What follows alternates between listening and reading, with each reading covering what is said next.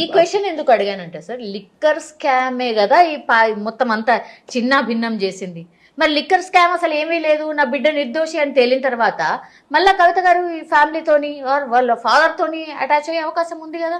Yeah, media తర్వాత social media తర్వాత కొంత స్వార్థ ప్రయోజనాలతో కూడుకొని కుట్రల కుంపట్లు రగిలించడానికి ప్రయత్నం చేసిన కొన్ని శక్తులు ఇదే ఇదే ఇదే మాటని పదే పదే చెప్తా ఉన్నా. అంటే ఈ లిక్కర్ కేసే సమస్యలు సృష్టించింది, ఈ లిక్కర్ కేసు ప్రమేయం ఉన్న అంశం దగ్గరే సమస్య మొదలైంది అనేటటువంటి ప్రచారం బాగా చేసి దీనివల్ల ఏదో టీఆర్ఎస్ పార్టీకి నష్టం జరిగింది, ఈ యాంగిల్లో బాగా వార్తలు వండేటటువంటి ప్రయత్నం చేస్తున్నారు. నేను ఇది ముమ్మాటికి ఇది తప్పు, ముమ్మాటికి ఈ రకమైనటువంటి ఆరోపణ తప్పు.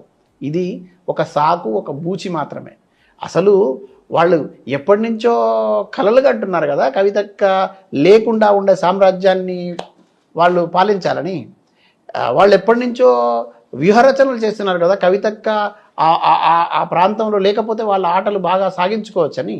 వాళ్ళు ఎప్పటి నుంచో కుయుక్తులు పన్నుతున్నారు కదా అసలు కవితక్క నువ్వు దూరం పెడితే కానీ మేము దగ్గర కాలేమని. అది కదా వాళ్ళ బాధ.